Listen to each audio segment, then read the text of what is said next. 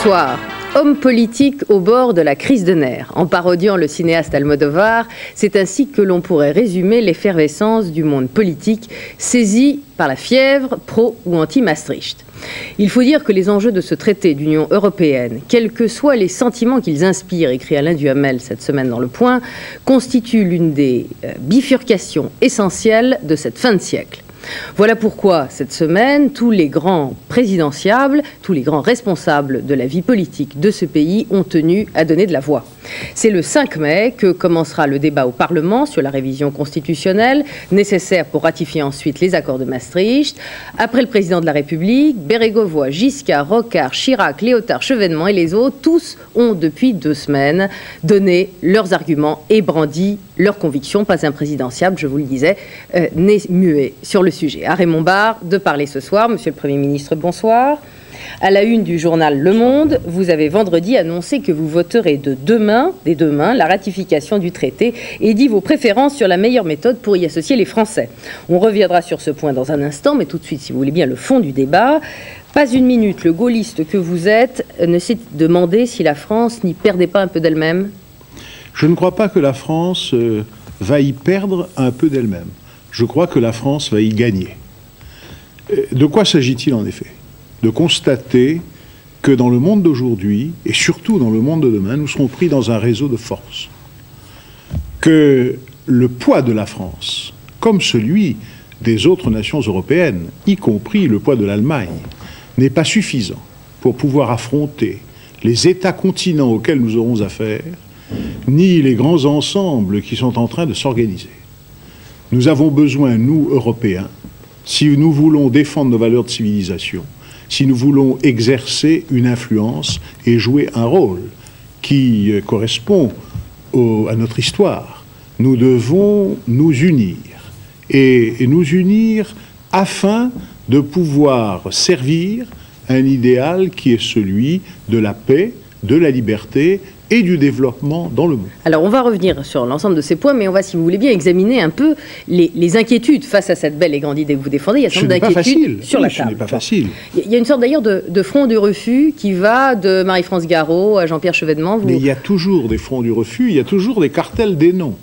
Mais je ne fais pas partie de ceux qui sont saisis de la frénésie dont vous parlez. Je crois avoir gardé un ton toujours très modéré. Je respecte les opinions de ceux qui se posent des questions. Alors, certains qui se posent des questions craignent au fond que la souveraineté soit de plus en plus donnée à une autorité fédérale et qu'il y ait une sorte de souveraineté européenne supérieure à une souveraineté nationale. Écoutez, nous ne sommes pas dans une voie qui nous conduit à un fédéralisme.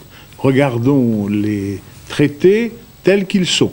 Comme Marie-France Garot dit, c'est une manière un peu hypocrite que Maastricht d'aller peu à peu vers un État fédéral, vous dites non, c'est pas vrai. Je ne vois pas où est l'État fédéral. Ce que je vois, c'est que des gouvernements, constatant que dans un certain nombre de domaines, leur souveraineté était sinon menacée et atteinte, mais au moins contrainte, ces États et ces gouvernements estimaient qu'ils pouvaient retrouver une marge de jeu en unissant leurs efforts et en partageant à un niveau plus élevé cette souveraineté. Prenez la monnaie, c'est une question qui est au cœur des débats. Est-ce que vous croyez que le franc, la lire italienne, la livre sterling et même le Deutschmark sont des monnaies qui pèsent aujourd'hui sur le plan international? Il y a le dollar, il y aura demain le yen. Et si nous voulons qu'il y ait un système monétaire international qui soit aussi équilibré que possible, ne croyez-vous pas qu'il serait bon que les Européens qui ont fait un grand marché, qui ont constitué un espace économique, puissent sur cet espace disposer d'une monnaie et que cette monnaie puisse être utilisée sur le plan mondial par ceux qui entrent en relation économique et financière avec l'Europe. Une monnaie gérée néanmoins par une banque centrale européenne qui serait au fond des fonctionnaires. Oui, et donc la politique des États, c'est les arguments de ceux qui contestent ce point, la politique des États n'est plus autonome et elle leur échappe. Soyons clairs. Je vous donnerai un exemple. Nous avons fait le système monétaire européen. Vous me direz que ce n'était pas aussi contraignant que l'est une banque centrale. Mais ce sont les mêmes arguments que l'on a dit à l'époque. N'oubliez pas que M. Giscard d'Estaing et moi, nous avons été rangés dans le parti de l'étranger. Les Anglais n'ont pas voulu participer au système monétaire européen. Ils sont restés dehors, soi-disant pour conserver leur souveraineté et leur marge de manœuvre. Ils se sont trouvés, au bout d'un certain temps, dans une situation telle, avec des taux d'intérêt suffisamment élevés, plus élevés que partout ailleurs, une livre qui était défaillante, pour rétablir leur situation monétaire. Qu'est-ce qu'ils ont fait? Ils sont rentrés dans le système monétaire européen. Eh bien, une banque centrale européenne gérera une monnaie qui sera à la disposition des Européens, mais il faut que cette monnaie soit bien gérée, c'est-à-dire par une banque centrale qui est un impératif de stabilité, parce que la monnaie, on ne joue pas avec elle, comme certains voudraient qu'on le fasse. Pourquoi il y a tellement de gens, ou un certain nombre, qui sont contre la monnaie dite unique? Tout simplement parce qu'ils savent qu'ils ne pourront plus, comme par le passé, dévaluer, parce qu'ils savent qu'ils ne pourront plus faire les politiques dites de relance en ouvrant les vannes du crédit. Parce qu'ils craignent aussi que cette monnaie unique soit au fond la féodation au Deutschmark. Vous dites, on y est déjà. Mais non, nous sommes déjà dans la zone Deutschmark. Mais nous étions auparavant dans la zone dollar. Et au 19e siècle, et au début du 20e siècle, nous avons été dans la zone sterling. Ceux qui croient qu'il n'y a pas, à des moments différents de l'histoire, une monnaie plus importante que les autres, et qui sert de monnaie clé, de monnaie de référence, n'ont rien compris à ce qui s'est passé depuis 2 siècles. Valéry Giscard d'Estaing dans Le Monde disait même hier que c'est à l'Allemagne qui reviendra sans doute les efforts les plus grands, puisque c'est à elle qui doit au fond abandonner son Deutschmark. Mais les Allemands savent très bien que si le Deutschmark est une monnaie importante, elle n'est pas une monnaie clé, mais c'est une monnaie qui pèse plus en Europe, parce qu'ils ont eu la sagesse de respecter l'impératif de stabilité. Et avez-vous remarqué que tous les gouvernements ont été d'accord sur cet impératif de stabilité qui leur était proposé par les gouverneurs? Soyons sérieux, nous avons la possibilité d'avoir un instrument qui symbolise l'Union européenne. Je ne dis pas les États-Unis d'Europe, la Fédération européenne, je dis l'Union européenne. Cette union se manifestera par une unité monétaire qui servira à tous les Européens, dans laquelle nous pourrons emprunter, qui comptera pour les autres pays du monde. Ne croyez-vous pas que c'est un progrès considérable? Vous dites on n'est pas encore très loin de là, un État fédéral. Au bout de la route, qu'est-ce que c'est pourtant, sinon cette idée-là? Qu'est-ce que l'Union européenne telle qu'elle se dessine?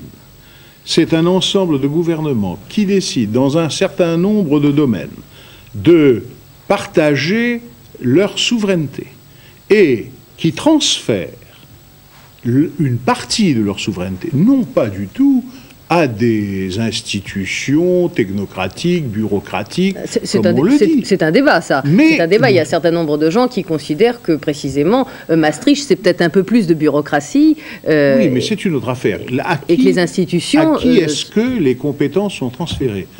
Qui prendra les décisions? Les conseils, ce n'est pas la commission. Le Conseil des ministres. Ce n'est pas la commission. C'est vous, les journalistes, qui dites que la commission est un État, que le président de la commission est un chef d'État. Mais pas du tout. Écoutez, j'ai été membre de la commission. La commission est une institution extrêmement utile. C'est un organe de proposition. La commission est un exécutant. La commission n'est pas un exécutif. Et quand les règlements sont trop abondants, je pense par exemple à la fameuse histoire des fromages, qui est un exemple très pratique dans la vie d'un pays, dans la vie culturelle d'un pays. Est-ce que vous n'avez pas le sentiment précisément que une Europe justement plus unie, ça va vers une démocratisation des institutions européennes? Nous avons voulu un grand marché, et nous avons voulu que tous les obstacles à la concurrence disparaissent de ce grand marché. On a chargé la Commission de faire des propositions. La Commission n'a pas le droit de décider ce qui va advenir à nos fromages. Ce sont les gouvernements qui décident de l'avenir de nos fromages. Et parmi ces gouvernements, il y a le gouvernement français. Bien que le gouvernement français suive le problème de nos fromages et qu'il accepte ou qu'il refuse ce qui va advenir à notre camembert ou à notre roquefort. Alors, laissons tomber les fromages un instant. Autre point... Très intéressant, très intéressant. Autre point de friction qui a l'air peut plus régler aujourd'hui les problèmes du droit de vote et d'éligibilité des citoyens européens. Alors, l'éligibilité pour la France a été limitée, c'est-à-dire que les citoyens européens qui pourront voter aux élections locales et européennes ne pourront pas être élus ni maire, ni adjoint au maire, ni participer à l'élection des sénateurs. Est-ce que ces réserves sur l'éligibilité, ils continueront donc à pouvoir être conseillers municipaux, est-ce que ça vous suffit? Cela me suffit et je comprends parfaitement ces réserves. Et le gouvernement a bien vu qu'il était nécessaire d'introduire ces limitations. Est-ce que pour vous, Maastricht, c'est tout ou rien? Il faut adopter Maastricht comme le traité est aujourd'hui, que c'est un bon traité. Et est-ce que ce serait grave, c'est encore Valéry Giscard d'Estaing qui le disait, si Maastricht échoue, c'est 40 ans d'histoire qui s'effondrent. Est-ce que vous êtes d'accord avec cette opinion? Je crois que c'est un bon traité. C'est un traité qui marque un nouveau point de départ pour la vie communautaire. Il a été négocié par 12 pays. Je vous dirais que ceux qui ont une expérience de la vie communautaire savent que c'est un très grand succès d'avoir réussi en 18 mois, en moins de 18 mois, à régler une affaire comme celle-là. Le texte est là. Il est le résultat d'un compromis. Nous n'allons pas tout remettre en question. Adoptons-le. Et puis, Maastricht, les accords de Maastricht sont un point de départ. Nous aurons à les faire entrer en application. Nous avons un calendrier à respecter, nous avons une série de dispositions à prendre. Et à ce moment-là, les gouvernements discuteront entre eux. Et ils discuteront, comme ils l'ont toujours fait, dans un esprit de compréhension. Par conséquent... Il faut rappeler qu'il y a des étapes. Hein. Tout n'est pas, effet, n'entre pas en ligne de compte demain. Et la monnaie, c'est pour 99. Et puis, quand j'entends dire que du jour au lendemain, la France n'existera plus, c'est une fantaisie. Ce qui est important, et vous faisiez allusion à mes convictions, ce qui est important dans l'affaire de Maastricht, comme dans l'affaire européenne, c'est que la France soit forte.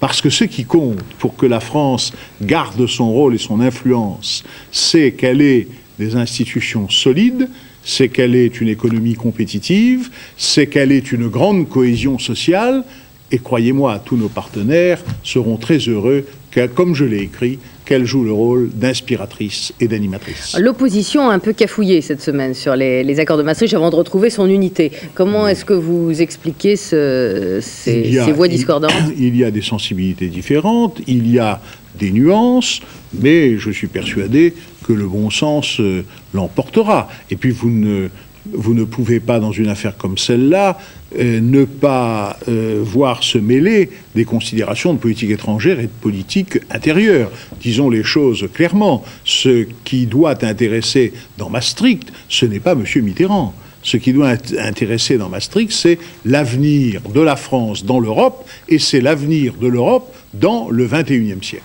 Alors la Sofres a posé pour 7 sur 7 aux Français, justement, à propos de la ratification du traité de Maastricht, une question pour savoir si le RPR et l'UDF avaient des positions très proches, assez différentes, ou très différentes. Alors, très proches ou assez proches, 39%, assez différentes ou très différentes, 27%, sans opinion, 34%. Donc, aux yeux des Français, en gros, les RPR et l'UDF sont moins divisés qu'on ne le dit parfois. Et parmi les sympathisants RPR et UDF, qui sont finalement les plus concernés, 3 sur 5 jugent les idées proches et 1 sur 5 les jugent différentes. Donc, dans l'électorat, une même aspiration, à votre avis. C'est tout à fait normal. Depuis 1958, quelle est la majorité, si j'ose dire, si je peux dire, ou plus exactement, quel est le courant de pensée qui a fait avancer l'Europe? C'est un gouvernement qui a toujours été soutenu par ceux qui aujourd'hui sont au RPR et à l'UDF, et aussi par un bon nombre d'autres Français qui ne partagent pas les vues politiques du RPR et de l'UDF, mais qui ont le sens national. Car je crois que ce qui est important aujourd'hui, c'est de voir que c'est l'intérêt national qui doit nous conduire à accepter les accords de Maastricht, à être vigilants en ce qui concerne leur application et à être suffisamment forts nous-mêmes pour que nous jouions dans cette Union européenne le rôle qui doit être le nôtre. Pierre Bérégovoy a parlé de sentiment de concorde nationale. Vous êtes d'accord avec ce terme? Tout à fait. C'est une affaire nationale. Et nous avons un devoir national. Alors, nous allons y revenir dans un instant sur la procédure et celle que vous préconisez. On va regarder le début de la semaine et les images du début de la semaine avec Séville, Touviers, Maastricht précisément encore, sans oublier bien sûr le dimanche de Pâques, célébré partout dans le monde. Brigitte Cantor et Alain Bédia.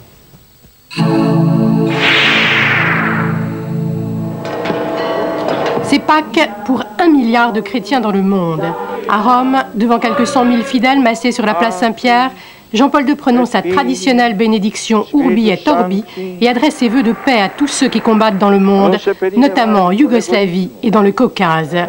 Même discours pacifique en Afrique du Sud, devant 1 million de fidèles réunis en pèlerinage, le président Frédéric de Klerk, le leader de l'ANC Nelson Mandela et le chef des Zoulous de l'Inkatha Mangosuthu Buthelezi joignent leurs voix pour que cessent les violences qui continuent de déchirer les cités noires malgré les accords de paix de septembre 91.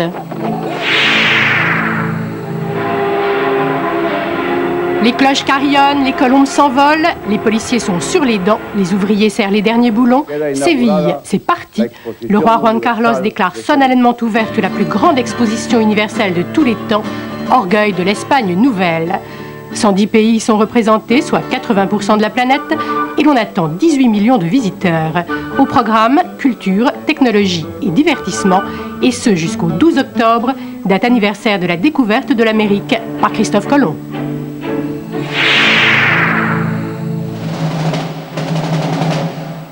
À 6h21, Robert Harris, 39 ans, est exécuté dans la chambre à gaz de la prison de Saint-Quentin en Californie. La fin d'un macabre suspense en 14 ans de prison. Ce meurtrier de 2 adolescents est allé de sursis en sursis jusqu'à être ligoté sur sa chaise d'exécution, détaché en vertu d'un ultime recours, renvoyé dans sa cellule pour en être à nouveau extrait 2 heures plus tard et gazé cette fois sans rémission. Après 25 ans d'abstention, la Californie, cet État à l'avant-garde des mœurs, de la culture et de la technologie, renoue donc à son tour avec la peine capitale. Désormais, 20 États sur 51 la pratiquent aux États-Unis, avec le large soutien de l'opinion. 2500 condamnés attendent aujourd'hui dans les couloirs de la mort.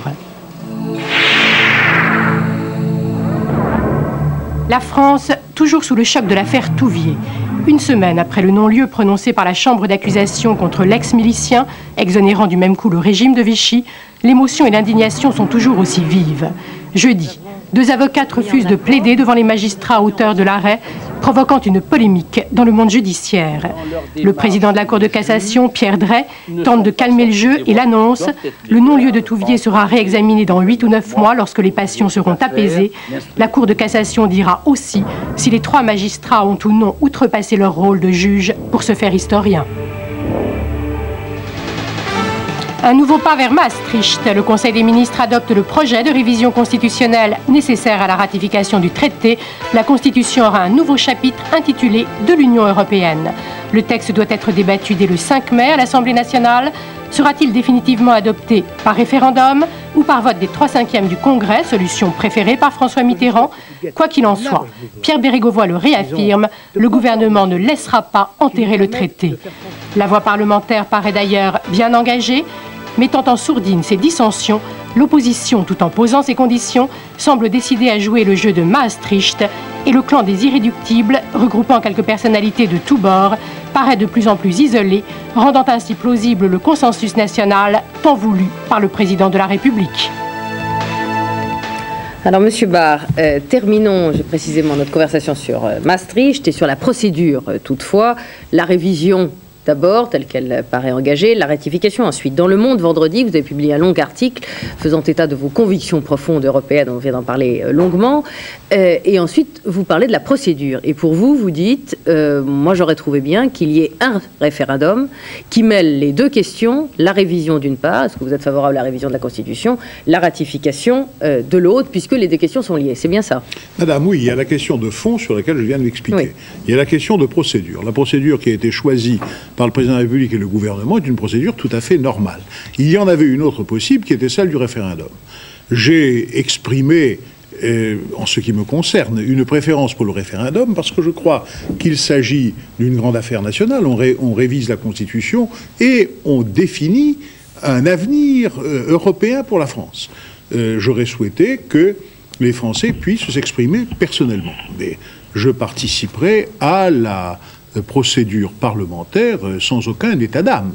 Et j'ajoute que en choisissant, en donnant ma préférence à la procédure de référendum, je n'éliminais pas le Parlement, car il est tout à fait possible d'avoir des débats d'orientation, aussi bien à l'Assemblée nationale qu'au Sénat, d'en retirer un certain nombre d'enseignements, et à partir de là, de bâtir le projet qui eût été soumis à référendum. Je crois que c'est une question. Vous auriez vu des débats préalables avec le droit d'amendement avant que le projet soit... Des débats d'orientation, le gouvernement aurait entendu l'opinion des uns et des autres, il en aurait tenu compte, il aurait établi son projet, et il aurait utilisé l'article 11 de la Constitution, qui vaut aussi bien pour la révision constitutionnelle que pour la ratification. L'usage a voulu qu'il en soit ainsi, mais le président de la République l'avait accepté. Le président de la République a le droit, d'ailleurs, et le gouvernement a le droit de choisir la procédure parlementaire, article 89 de la Constitution. Alors tout cela, à mon avis, ne doit pas susciter des discussions interminables. Juste un mot encore sur le référendum. Vous savez quelle est l'objection aussi face au référendum, c'est qu'on dit que généralement on vote sur autre chose. Souvenez-vous d'ailleurs du référendum du général de Gaulle sur une matière constitutionnelle qui était le Sénat, et on a voté pour ou contre le général de Gaulle. Alors, vous disiez tout à l'heure, il ne faut pas mêler les considérations. Monsieur Mitterrand n'a rien à voir dans le traité de Maastricht, dans la question posée aux Français. Est-ce que vous n'auriez pas craint qu'à ce moment-là on mêle les questions? En 1969, je crois que les Français ont voté contre la partie du projet de loi qui concernait le Sénat. Et vous croyez qu'ils n'ont pas voté contre le général? Supposez qu'il y ait une seule question sur la réforme régionale, je suis sûr que les Français auraient voté le référendum. Mais cette fois-ci, c'est la crainte. On n'adoptera pas Maastricht parce qu'on aura voté contre M. Mitterrand. Je pense que les Français sont quand même des gens assez intelligents et assez raisonnables pour ne pas mélanger les genres. Alors, l'affaire Touvier, vous l'avez vu, elle continue de faire des vagues. Dans l'événement du jeudi, d'ailleurs, de cette semaine, publié un sondage Sofres, qui était réalisé pour l'événement et pour nos confrères d'Antenne 2 de l'émission Direct, où 71% des Français considéraient qu'il faut dire ce qui s'est passé pendant la période de la collaboration avec Vichy, et que pour 59% d'ailleurs, qu'un collaborateur français qui s'en est pris à des résistants au bois des Juifs est autant coupable qu'un nazi allemand qui aurait fait la même chose. Même pour 31%, certains les jugeaient autant, même plus coupable. Alors, comment est-ce que vous jugez la décision des juges de réécrire l'histoire plutôt que d'énoncer le droit? Madame, c'est difficile de parler d'un jugement parce que nous sommes dans un état de droit, et l'état de droit admet que l'on accepte les jugements même quand ils ne vous plaisent pas. Je ne vous dirai pas que ce jugement me plaît, mais je crois qu'il y a une position fondamentale dans l'état de droit. Même quand le jugement, justement, trouble un certain nombre public. Permettez-moi de continuer. Le procureur général, près la Cour d'appel de Paris, a pris, à mon avis, la décision qui s'imposait, c'est-à-dire de faire appel. Et la Cour de cassation aura à se prononcer. Et je souhaiterais que, au nom de l'état de droit, les discussions s'apaisent jusqu'à ce que la Cour de cassation puisse se prononcer. J'ajoute enfin que, personnellement, je considère que les magistrats ont à dire le droit, ils n'ont pas à se transformer en historiens. Et en l'occurrence, ils ont fait de l'histoire, mais c'est une histoire qui me paraît assez orientée. Et il est normal, comme l'a écrit très bien Jean-Denis Bredin dans un article que j'ai trouvé le meilleur parmi tous ceux qui ont été écrits là-dessus dans Libération, la justice et l'histoire ont été à la fois malmenées. Voilà mon opinion. Dans un autre article du Monde, Edoui Plenel a écrit aussi un long article, un bel article sur le piège Touvier, et parlait justement de la contagion révisionniste. Et il se disait, c'est pas un accident, mais finalement l'aboutissement d'une longue amnésie française. Est-ce que c'est votre avis? Il y a eu volontiers en France une tendance qui a consisté à oublier Vichy. Il faut voir ce que Vichy représente quand même dans la tradition française. Et nous avons eu, Dieu merci, le général de Gaulle et la Résistance. Alors on a voulu oublier ce qui n'était pas l'aspect le plus glorieux de notre histoire. Évidemment, il y a dans Vichy du mal, du très mal, il y a des choses qui sont plus acceptables, mais globalement, il s'agissait pour le pays d'un choc très profond. Et nous ne sommes pas encore complètement sortis de cette affreuse période. Voilà pourquoi il ne faut pas craindre de mettre tout sur le tapis. Et j'ai beaucoup de gratitude sur le plan national dans l'affaire Touvier J'ai gratitude à l'égard de Monseigneur de Courtrai qui n'a pas hésité à demander à un groupe d'historiens de tendances différentes de faire la clarté sur tout ce qui s'était passé. Les rapports entre l'Église nous ne pouvons lutter, nous ne pouvons lutter contre cette amnésie que par une histoire qui s'efforcerait d'être aussi objective que possible. Vous avez vu tout à l'heure les images de l'exécution de cet Américain, Robert Harris, en Californie, au bout de 25 ans où la peine de mort n'avait pas été utilisée. C'est barbare. Cette exécution par ligoté sur une chaise. C'est barbare. En chambre à gaz. Ça, vous avez trouvé ça barbare? C'est barbare. Les partisans de la peine de mort diraient, s'ils étaient là, que cet homme était un sauvage, et est-ce que la société a se montré douce pour un sauvage? Oui, mais si la société se montre elle-même sauvage, ce n'est pas une façon de lutter contre la sauvagerie. Vous, pour en terminer sur ce sujet, vous avez dit autrefois que vous n'aviez pas voté l'abolition de la peine de mort. L'abolition de la peine de mort dans des cas bien déterminés, c'est-à-dire les forces de l'ordre, les jeunes, les personnes âgées. Et aujourd'hui, je regrette que la peine de mort ne soit pas la force dissuasive qui puisse jouer dans ce domaine, mais le pays a tranché. Et je m'en remets à ce que l'Assemblée nationale et le Sénat ont décidé. Quand vous dites « je regrette que ce ne soit pas la force dissuasive », vous constatez qu'elle n'est pas dissuasive? Non, je constate que c'est une force dissuasive qui n'existe pas. Vous croyez qu'elle est dissuasive? Je le pense. Bien, dans un instant, si vous voulez bien, la suite de la semaine, avec les dockers, la Bosnie ou les 24 heures de moto du Mans qui ont très mal tourné. À tout de suite. Reprise de 7 sur 7 en compagnie de Raymond Barre qui commande toute l'actualité, poursuite précisément des événements de cette semaine, mercredi et jeudi, avec les dockers, les universités et l'effroyable explosion de gaz au Mexique. Brigitte Cantor et Alain Badia.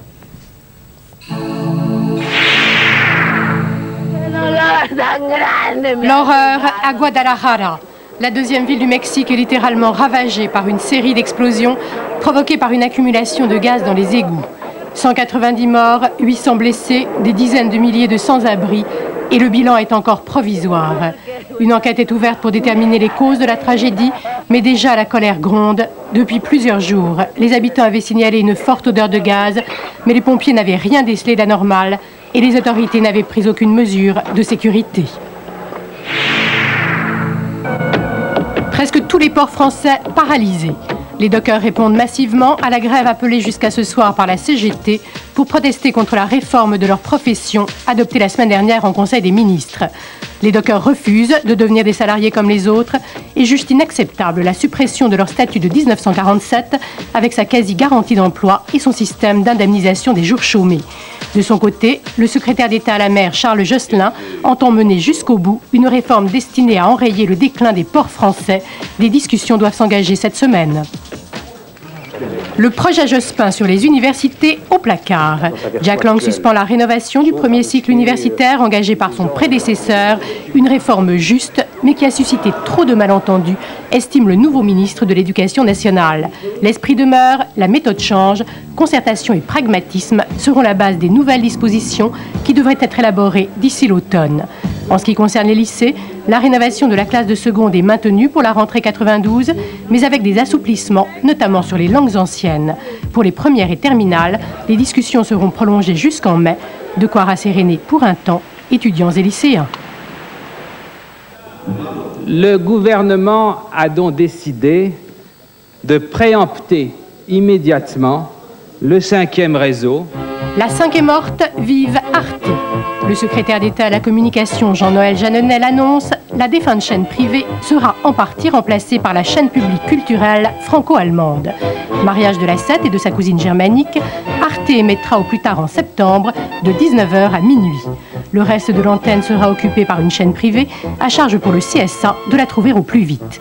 Cette décision suscite un tollé général dans l'opposition qui s'inquiète notamment de ses conséquences sur les chaînes publiques.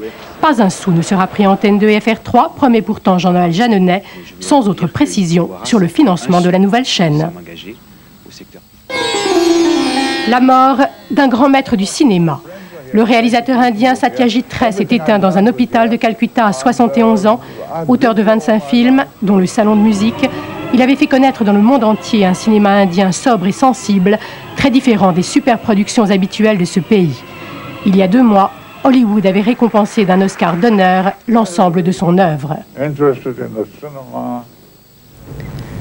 Alors, Monsieur Barre, je sais à quel point vous êtes amateur de cinéma, néanmoins, et l'actualité étant chargée, je ne vais pas vous faire commenter la mort de Satyajit Ray.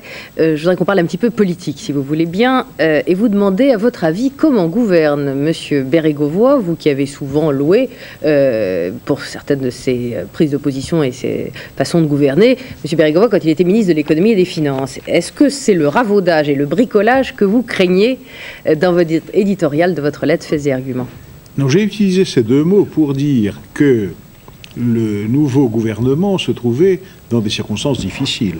Il a 11 mois devant lui, et puis les élections législatives, et je pense que le gouvernement qui sortira de ces élections législatives sera lui aussi dans une situation difficile, parce qu'il aura 2 ans avant l'élection présidentielle, et vous savez, quand on a 2 ans avant l'élection présidentielle, en fait, c'est une année seulement au cours de laquelle on peut gouverner. Alors j'ai dit bricoler et ravauder, ils ne pourront pas faire autre chose parce que les grands dossiers ne pourront pas être traités. Et vous avez vu que M.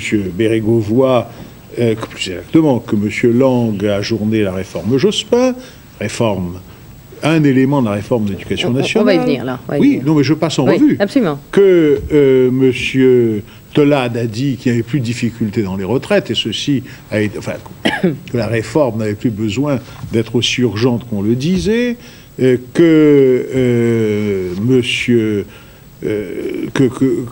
le gouvernement, qu'on ne parle plus de la réforme de l'éducation nationale en ce qui concerne l'apprentissage, qui est une très grande affaire. Alors le gouvernement va s'efforcer de gérer le pays dans un climat qui soit aussi apaisé que possible.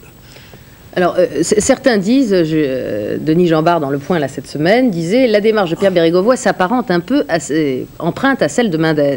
Ça n'a pas l'air d'être votre avis? Non, c'est pas la même chose, parce que Pierre Mendès France a fixé un calendrier et il a engagé devant l'Assemblée nationale de l'époque les réformes qui lui paraissaient indispensables. La Pierre Bérégovoy a pris des engagements, un certain nombre de directions. On va y venir sur le chômeurs de longue durée, sur la corruption. Oui, mais, tout à fait. Mais ceci, c'est le traitement social du chômage, c'est la corruption, c'est la création d'une commission. Je ne vous dis pas que cela est mal. Je vous dis simplement que ce qui sera fait ne sera pas à la mesure des problèmes fondamentaux que la France doit régler. Et je l'ai écrit dans ma lettre Faits et Arguments, si je ne vois pas comment de telles réformes pourront être entreprises avant que l'élection présidentielle ait lieu, car c'est à partir d'une durée qui permettra d'engager les réformes fondamentales que l'on pourra envisager une action aussi efficace que possible. Si je vous suis bien, on a du ravaudage et du bricolage pour encore 3 ans. Oui, c'est ce que j'ai écrit. Oui, et surtout s'il y a cohabitation. Y compris sur la cohabitation. Et surtout s'il y a cohabitation. Surtout s'il y a cohabitation. Bon, on va y revenir. Juste quelques mots sur les réformes précisément. On va privatiser. Non, la seule chose qu'on va faire, on va privatiser. Juste un mot sur les événements de cette semaine. La réforme des dockers. C'est bien, c'est pas bien, engagé par Jean-Yves Le Drian. Absolument nécessaire. C'est courageux. Et je félicite les ministres qui se sont engagés sur cette voie, qui est extrêmement dangereuse, parce que si on ne fait pas cette réforme, nous n'aurons plus de port. Bon, alors ça c'est bien. En revanche, la suspension du projet Jospin, Jacques Lang, en tout cas ce qui concerne les universités, est-ce que Jacques Lang a raison, il a tort? Écoutez, on ne peut plus faire de réforme à l'heure actuelle avec le système de l'éducation nationale. Est-ce qu'on n'a jamais pu faire des réformes sur l'éducation nationale? C'est un système qui est bloqué. C'est pour ça que je dis de temps à autre qu'il faut le casser. Ça ne veut pas dire que je suis contre l'éducation nationale. Je crois qu'il faut que le ministère de l'Éducation nationale cesse d'être un ministère de gestion et qu'il devienne un ministère de mission, chargé des orientations et des arbitrages qui sont indispensables dans le pays. Cela dit, la décentralisation, vous n'êtes pas pour? Je suis pour la déconcentration. C'est-à-dire pour le rôle au sein des régions, de rectorats qui soient équipés et qui puissent, en liaison avec les institutions régionales, faire marcher ce qui me paraît essentiel, l'autonomie des établissements.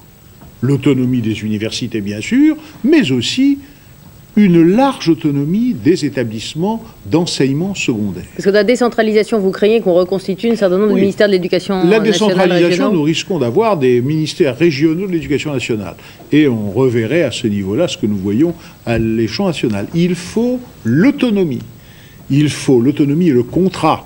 Il faut que des institutions qui disposent d'une large liberté de manœuvre puissent, pendant un temps déterminé, contracter avec l'État, avec les conseils régionaux, disposer d'un budget dont elles sont responsables et dont elles sont maîtresses, et il faut surtout qu'il y ait de plus en plus une autonomie pédagogique et que l'on en finisse avec les fameux diplômes nationaux qui n'ont plus aucun sens, qu'on laisse les universités déterminer quels sont les diplômes qu'elles peuvent donner et faire reconnaître par la qualité de leur diplôme le rôle qu'elles jouent tant sur le plan national que sur le plan de la formation des jeunes. Tous les hommes politiques ont un discours sur l'éducation nationale et la plupart veulent en effet réformer, casser, aménager, changer profondément. Et une fois au pouvoir, ou bien ils ne le font pas, ou quand ils le font, à ce moment-là, ça déclenche de tels mouvements qui jamais arrivera à réformer aujourd'hui l'université. Il ne faut pas faire de grandes réformes. Qu'est-ce qui se passe? On fait chaque fois une loi cadre, on fait chaque loi des instructions pour toutes les universités, pour tous les lycées de France. Mon Dieu, qu'on laisse les responsables de ces institutions décider ce qu'ils jugent le plus opportun et le plus utile. Un mot sur les essais nucléaires, sur leur suspension pour 1 an. Vous avez dit que vous étiez contre. Oui, tout à fait. Écoutez, je ne veux pas faire de mauvais esprit, comme je l'ai dit, mais c'est un clin d'œil aux écologistes. Il y a une chose que je ne comprends pas. Nous gardons notre force de dissuasion. Il faut des essais pour que cette force de dissuasion puisse être testée et rester crédible. Je ne comprends pas pourquoi on décide de les arrêter alors que l'on propose aux autres de le faire, sans attendre la réponse des autres. Les Américains ont répondu dans les 4 heures qui ont suivi. Il n'est pas question pour nous d'arrêter nos expériences, nos essais nucléaires. Alors nous, on sait qu'on va les reprendre en mars prochain, mais vous verrez en mars prochain les difficultés que nous aurons avec les pays du Pacifique, contre lesquels nous avions, contre vents et marées, maintenu notre position sur les essais nucléaires. Ce sera difficile. Alors, vous avez parlé à plusieurs reprises de républicains de gouvernement, c'est-à-dire des hommes de bonne volonté qui devraient aujourd'hui se mettre ensemble pour gouverner sur les grands sujets. Est-ce que c'est parce que vous ne croyez plus aujourd'hui à la loi majoritaire, c'est-à-dire à la majorité, elle gouverne et elle impose sa loi à la minorité? Qui sont les républicains de gouvernement aujourd'hui qui pourraient travailler ensemble? Écoutez, je vous explique cela d'autant mieux que beaucoup de gens croient que, après avoir été contre la cohabitation, je suis pour la cohabitation, alors que ma position sur la cohabitation, qui est une position tenante à ma lecture de la Constitution, n'a pas varié. Ce que je dis, c'est que les problèmes qui se posent aujourd'hui à la France appellent de grandes réformes. Une réforme de l'État et du secteur public, une réforme de la sécurité sociale et de la protection sociale, une réforme de la fiscalité, vous avez raison de le dire, c'est un de mes dadas, oui. Une réforme de l'éducation, nous venons d'en parler. Comment voulez-vous faire de telles réformes s'il n'y a pas un accord de ce que j'appelle les républicains de gouvernement? C'est la loi de la démocratie, oui, on gagne, on gouverne. C'est ça, mais bien sûr, et puis à un moment donné, vous en avez qui sont au pouvoir, qui veulent gouverner, ils ne gouvernent pas. Parce que les autres, même s'ils pensent la même chose que ceux qui sont au pouvoir, sont obligés de dire le contraire. Et puis, quand les autres arrivent au pouvoir, ils font le contraire de ce que les précédents ont fait, et ainsi de suite. Ce que je dis, c'est qu'il y a pour la France un grand nombre de sujets sur lesquels il sera nécessaire, après une élection présidentielle, qu'il y ait un accord de républicains de gouvernement de toute tendance, qui incarne ces tendances de l'opinion et qui décide de montrer au pays qu'on peut travailler ensemble pour conduire ces réformes. En somme, c'est la Ve République. Si je vous suis bien, socialistes et centristes ne pourront gouverner un jour ensemble qu'après une élection présidentielle, parce que c'est elle qui fonde éventuellement des accords de gouvernement. Mais vous vous trompez. Je n'ai pas dans l'esprit simplement les socialistes et les centristes. Et les écologistes? Je crois qu'il y a des gens qui viennent de toutes les tendances. Seulement après une élection présidentielle? Qu'il y a des gens responsables. Oui, parce que il faut qu'il y ait quelqu'un qui se soit engagé devant le pays sur un certain nombre de sujets dont les Français penseront qu'ils doivent être traités. Tant que vous aurez ce que j'ai appelé l'alternance partisane, c'est-à-dire une vision partisane et partielle de la solution à apporter au problème, vous n'en sortirez pas. D'ailleurs, nous l'avons bien vu au cours de ces dernières années. Ou bien alors, vous avez ceux qui sont au pouvoir qui font la politique qu'ils avaient précédemment dénoncée. Je peux en parler en connaissance de cause, n'est-ce pas? J'entends avec satisfaction, aujourd'hui, ceux qui sont au pouvoir dire un certain nombre de choses que j'avais dites moi-même naguère et pour lesquelles je m'étais fait agonir. Eh bien, moi, aujourd'hui, je ne veux pas les agonir. Donc le président de la République, le candidat président de la République qui se présentera devant les suffrages des Français devra dire voilà les réformes sur lesquelles je voudrais que le pays travaille et voilà qui pourrait travailler à mes côtés. Non, il devra dire voilà les réformes qu'il faut faire. Si vous m'élisez ces réformes, je vais les faire et je vais faire un appel le plus large possible